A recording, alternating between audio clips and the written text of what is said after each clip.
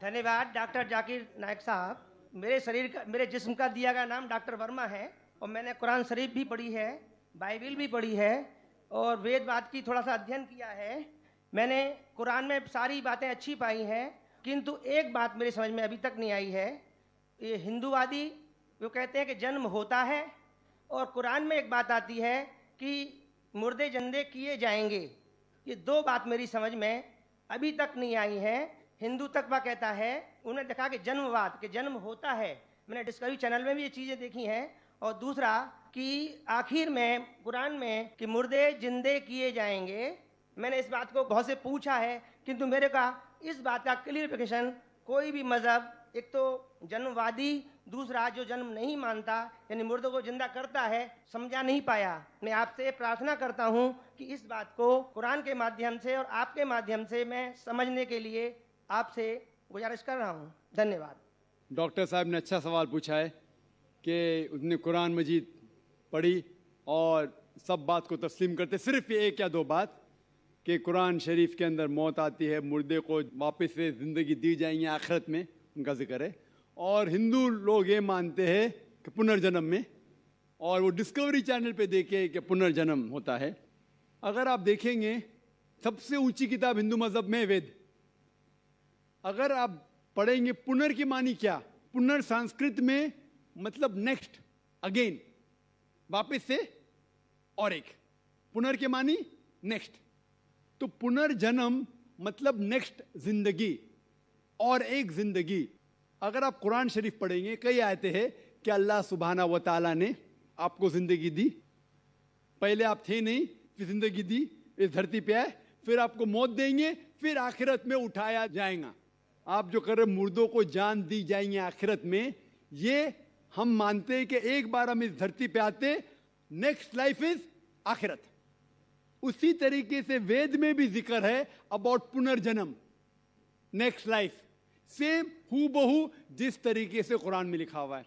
लेकिन आम हिंदू मजहब के जो गुरु है, स्वामी हैं, इन लोग जब ये जानने लगे, एक उनको कठिनाई पेश आई, वो देखने लगे कि कई इंसान जब पैदा होते हैं with congenital defects, heart problem, heart defects, limb problem, कोई अमीर पैदा होता है, कोई गरीब पैदा होता है, तो भगवान ही कैनॉट बी अनजस्ट।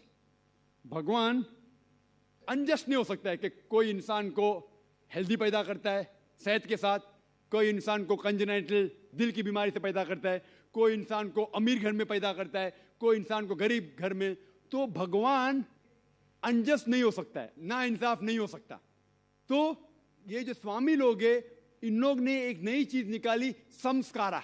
हिंदू मजहब में कहते संस्कारा, जो इंग्लिश में कहते हैं cycle of birth and rebirth, transmigration of soul. अंग्रेजी में कहते ट्रांसमाइग्रेशन ऑफ सोल, क्योंकि आप डॉक्टर है, आप जानते होंगे। ट्रांसमाइग्रेशन ऑफ सोल अंग्रेजी में कहते, संस्कृत में कहते संस्कारा, birth death, birth death, birth death. कहीं भी वेद में नहीं लिखा हुआ है कि birth death, birth death, birth death, कहीं भी वेद में नहीं लिखा है। चैलेंज है मेरा, ये इन लोग को मिलता है भगवत गीता के श्लोक से।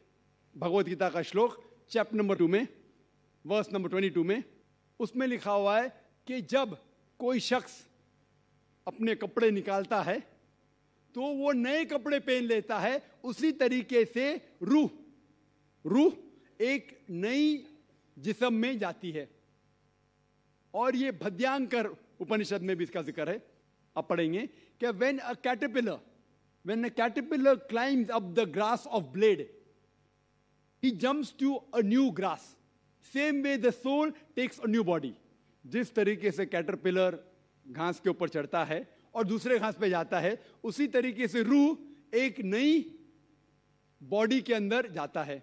तो इस श्लोक के बुनियाद पर इन लोग ने एक फिलॉसफी पैदा की, संस्कारा, कि इंसान जो कर्म के बेस के ऊपर, कर्म और धर्म की फिलॉसफी, कर्म मतलब अच्छे कर्म करोगे धर्म के हिसाब से तो अगले जन्म में आप अच्छे पैदा होंगे, अगर आपके कर्म बुरे होंगे तो अगले जन्म में आप हो सकता है कि लूला पैदा होंगे या लंगड़ा पैदा होंगे। और जो कहते हैं कि आप इंसान 7 बार बनेंगे, ये कौन कहता है? वेद नहीं कहती, ये स्वामी जी लोग कहते हैं। कोई वेद में कहीं लिखा नहीं है, क्योंकि उनको ये नहीं कह सकते थे कि इंसान क्यों गरीब पैदा होता है, क्यों अपाहिज पैदा होता है। उनकी सोच कम थी, इसीलिए नई फिलॉसफी लेके आए, ट्रांसमाइग्रेशन ऑफ सोल। आप तो डॉक्टर है, मैं भी डॉक्टर हूं। आपने कहीं मेडिकल साइंस बुक में पढ़ा हुआ है कि इंसान इस दुनिया में जन्म लेता है? कभी नहीं। क्या फिजियोलॉजी में पढ़ा, क्या एनाटॉमी में पढ़ा? अगर ये साइंटिफिक फैक्ट होता था तो हम मेडिकल कॉलेज में पढ़ते थे कि इंसान नए जन्म लेता है। हम कभी भी नहीं पढ़े। इससे ये साबित होता है कि साइंस इसको तस्लीम ही नहीं करती। जो आप कह रहे डिस्कवरी चैनल में देखा, जो आप कह रहे हैं, अगर ये हक होता था तो हमारे साइंटिफिक बुक में भी ये लिखा होता। तो ये कहना कि साइंटिफिक प्रूफ है कि हम जन्म लेते हैं, बिल्कुल गलत है। इस्लाम जो इसका जवाब देता है वो है कि इस्लाम तस्लीम करता है कि अल्लाह सुब्हाना व तआला कुछ लोग को अपाहिज पैदा करता है, कुछ लोग को अच्छी सेहत देता है, कुछ को गरीब, कुछ को अमीर। इसकी वजह है कि अल्लाह ताला फरमाते हैं सूरह मुल्क में, सूरा नंबर 67 आयत नंबर 2 में, अल्लज़ी खलक़ल मौत वल हयाता, अल्लाह सुब्हाना व तआला ने मौत और जिंदगी बनाई ताकि आप लोग को जांच सके, आप लोग का इम्तिहान ले सके, आप लोगों में से कुछ लोग अच्छे हैं। ये जांच पड़ताल करने के लिए ये जिंदगी हमारे लिए इम्तिहान है। और अल्लाह ताला फरमाते हैं सूरह अनफाल में, सूरा नंबर 8 आयत नंबर 28 में, कि आपके बच्चे और आपकी जायदाद आपके लिए फितना है। आपकी जायदाद और आपके बच्चे आपके लिए एक टेस्ट है, आपके लिए इम्तिहान है। अल्लाह ताला कुछ लोग को गरीब घर में पैदा करता है, कुछ लोग को अमीर। जो लोग अमीर है उनके लिए इम्तिहान है कि वो ज़कात देते क्या नहीं। जैसा कि मैंने कहा मेरी तकरीर में, तीसरी बुनियादी बात इस्लाम में है ज़कात। जिस शख्स के पास 85 ग्राम से ज़्यादा सोना है या उसके मुकाबले में धन है, उसको 2.5% ज़कात देना फ़र्ज़ है।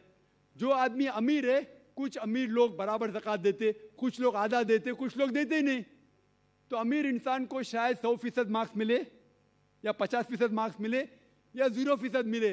वो गरीब इंसान को ज़कात में तो 100 मार्क्स मिलता है, 100 आउट ऑफ 100। उसको ज़कात देना ही नहीं। हम कहते रहे बेचारा गरीब इंसान है, लेकिन असल में देखे जाओ तो उसको उस इम्तिहान में, गुर्बत के इम्तिहान में 100% मार्क्स मिले। आप समझ रहे? इसी तरीके से अल्लाह ताला कहते हैं कि आपके बच्चे आपके लिए इम्तिहान है। हो सकता है मिसाल के तौर पे एक अच्छे जोड़ी है, अच्छे मुसलमान है, 5 टाइम नमाज पढ़ रहे हैं, हज को गए हैं, रमज़ान में रोज़ा रखते हैं, ज़कात देते हैं। अल्लाह ताला उनका और बड़ा इम्तिहान लेना चाहता है। जितना बड़ा इम्तिहान उतना बड़ा इनाम। मिसाल के तौर पे अगर आप BA पास करते तो आपको सिर्फ ग्रेजुएशन मिलता है। अगर आप MBBS पास करते आपको डॉक्टर कहलाया जाता। डॉक्टर मतलब ऊंचा ओहदा। इसी तरीके से अल्लाह सुब्हाना व तआला हो सकता है कि उस जोड़ी को इम्तिहान और सख्त देता है और ऐसा बच्चा पैदा करता है जो अपाहिज है। अल्लाह ये देखना चाहता है कि अपाहिज बच्चा पैदा करने के बावजूद वो अल्लाह के ऊपर ईमान रखता है क्या नहीं। अगर ईमान रखता है तो अल्लाह उसे जन्नत फिरदौस देना चाहता है। और कठिन इम्तिहान और बड़ा इनाम। हो सकता है कि वो इम्तिहान में फेल हो जाएगा। तो ये कुरान की आयत है, आपके बच्चे आपके लिए इम्तिहान है। कभी कोई भी अगर कलामिटी आती है, कोई भी आपको नुकसान होता है, इधर वो आपके लिए इम्तिहान है या आपके लिए सजा है। जब भी कोई भी आपको इनाम मिलता है, वो इधर आपके लिए इम्तिहान है या आपके लिए रिवॉर्ड है। तो इसी तरीके से क्योंकि हिंदू मजहब के जो स्वामी हैं वो इसको नहीं समझ सके, इसीलिए एक नई फिलॉसफी संस्कारा लेके आए जो बिल्कुल वेद में नहीं लिखी है। वेद बात करता है पुनर्जन्म। पुनर्जन्म मतलब नेक्स्ट लाइफ, जिसका जिक्र कुरान ने भी है।